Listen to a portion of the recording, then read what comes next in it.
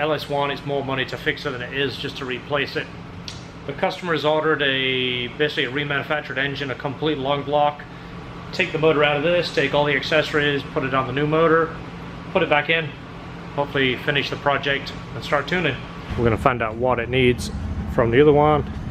Is the engine bay, is the clutch that got no use, and here's the motor that came out.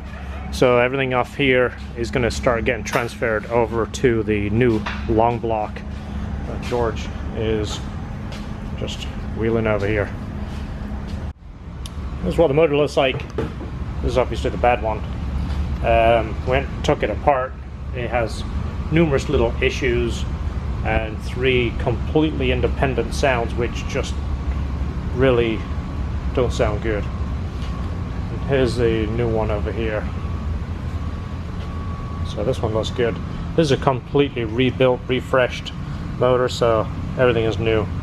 It looks really good. It's kind of nice to see the main bolts are colored, which probably means they do what we do. As they tighten it, they color it. So you've got the yellow and the purple over here. That's kind of a good system. We use that. You've seen it in our videos. And it's kind of like a visual, let you know and remind you that each bolt that you've touched is torqued, and you don't have to worry about that. There you go, the new engine is in. All the accessories are getting hooked up right now. George just tightened up the headers. It's got all new gaskets that came with it. Compressors back in.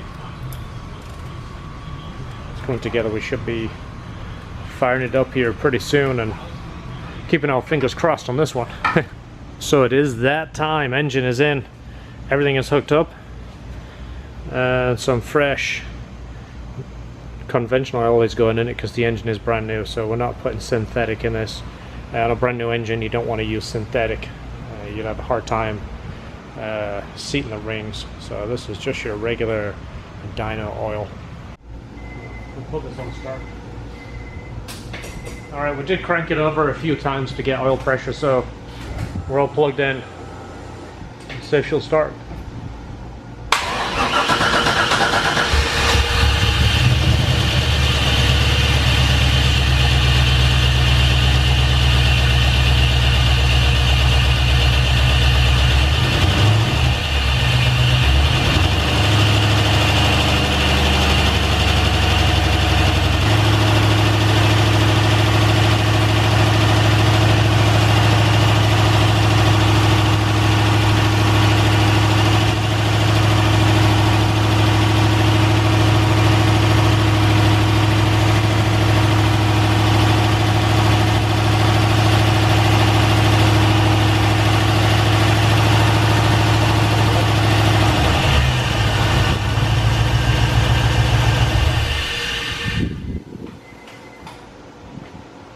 That's a good sign.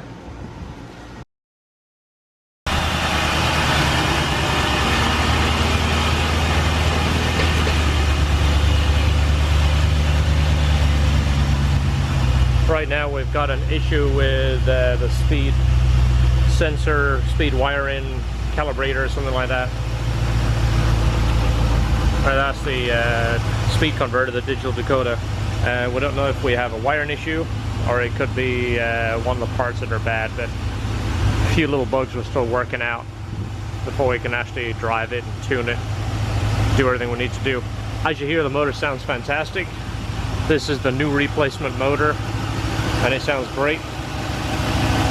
Also happy to report the exhaust sounds pretty good. It's pretty quiet.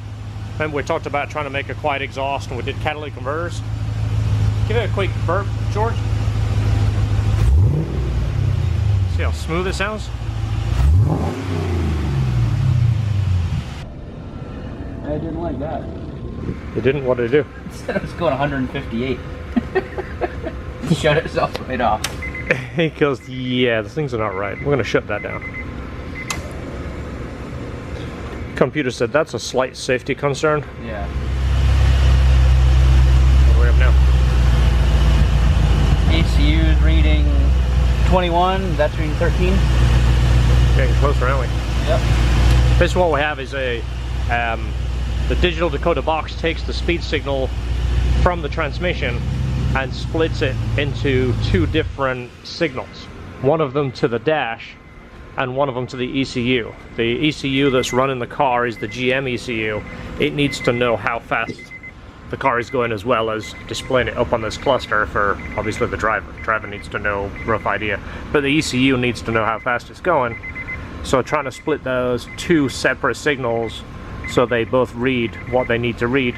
Obviously they don't have to be exact. If the ECU shows 15 miles an hour and the dash shows 14, that's not a big deal. But we don't want the ECU reading 155 and the dash reading, 13.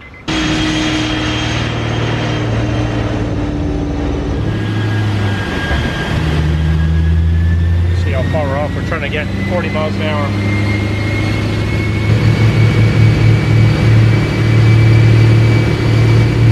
Got 40? 42. Okay. We're at 68 to 70 right here. So we made some changes for the calibration in HP tuners. What do you got up there? 41. About 43 here. 43. You got to take it up to 60.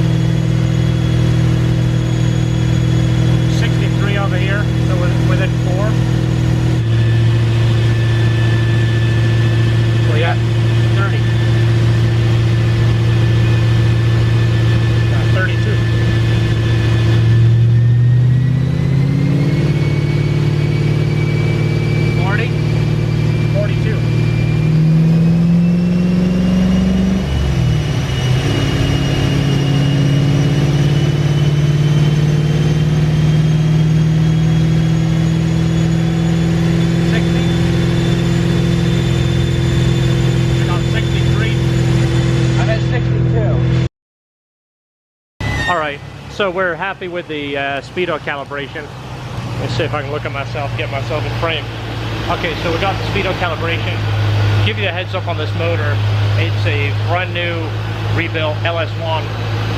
He supplied the manifold. It's got a big manifold, bigger throttle body, a 3.5-inch intake we made. He supplied the headers. The headers are kind of small.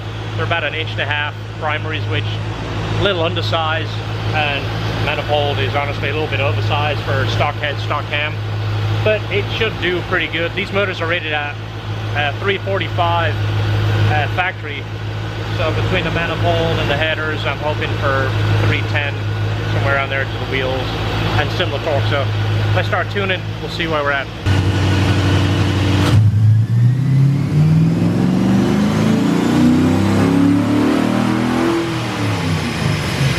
Decided to do some breaking in on the dyno, and that was fresh oil that we put in on a brand new motor. So there you go, Frankie, there's your first oil change.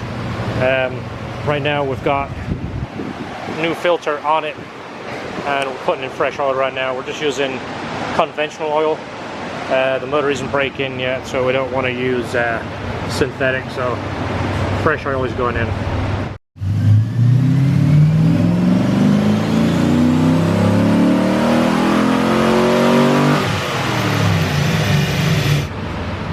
So here we are, file number 342, 363. So it actually did a little better than we expected. The nice thing about this run is, look at the torque.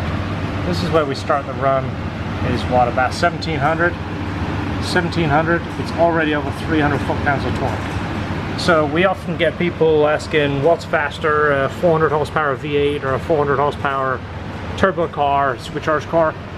The answer to that is, I don't know. But I'll tell you what I can tell you is, when you have over 300 foot-pounds right off idle, that feels a whole lot faster.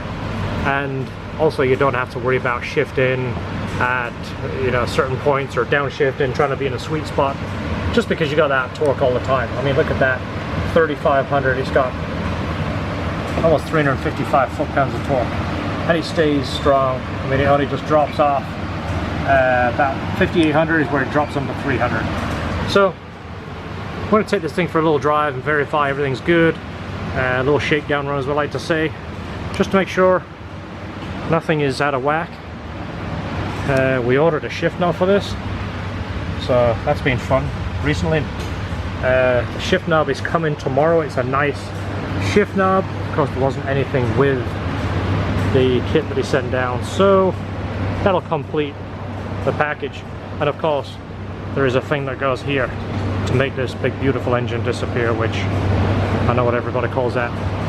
So let's go take this thing for a drive.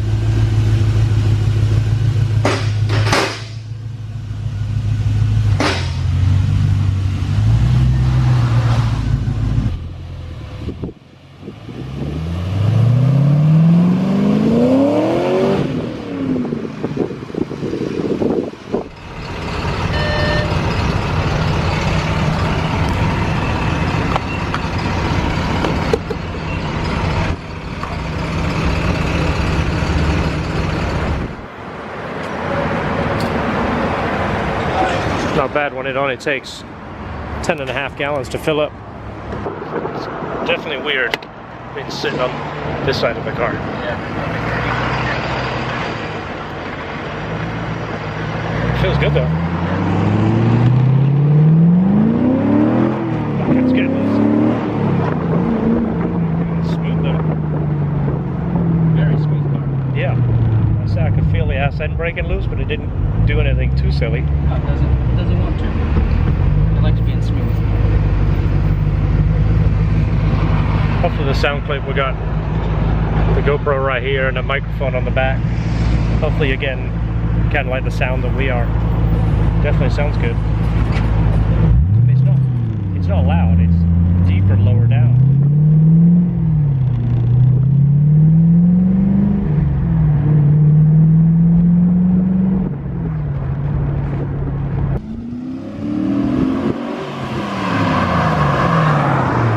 Yep.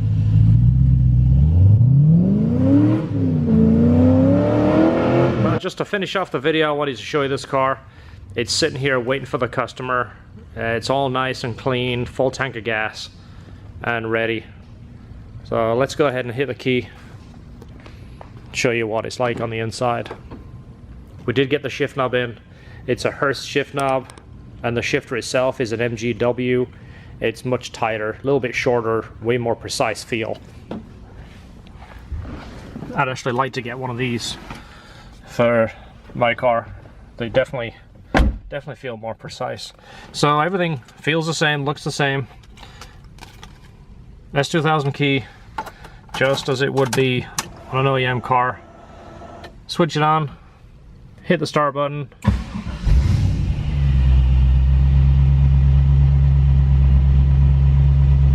Everything works like it should do. Open the door symbol comes on, hit the e-brake, light comes on, tach works like it should. You saw us calibrate the speedometer. We were pretty anal about that.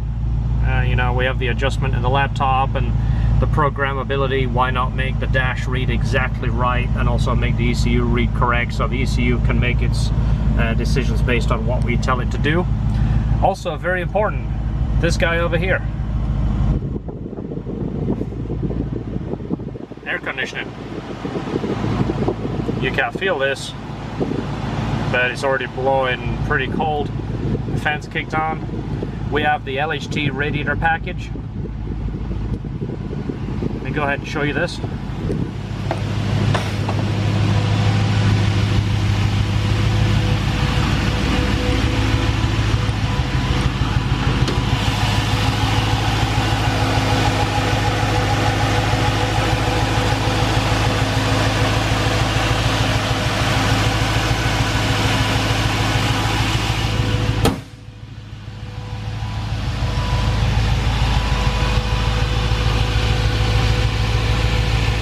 So the car's ready to go. The customer is picking it up tomorrow.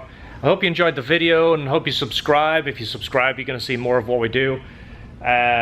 We often get people asking, hey, how fast does it go? What's the quarter mile? Show us a burnout, do donuts. This is the customer's car. It's not for us to do. You kind of get a feel from the way we work and our personalities. We do the best we can by the car. We make it as fast and reliable as we can, but it's your job to go beat it up. If you want to blow the tires off, you want to break the rear end, you want to misshift the transmission, I don't want you to do that, but that's for you. It's not for me to do. My job isn't to see how fast your car goes. And if you're dropping your car off at a shop and the shop wants to see how fast it goes, might want to make a different decision there. It's your job to race the car, not the shop. I'm John from LHT Performance. Hope you enjoyed our video.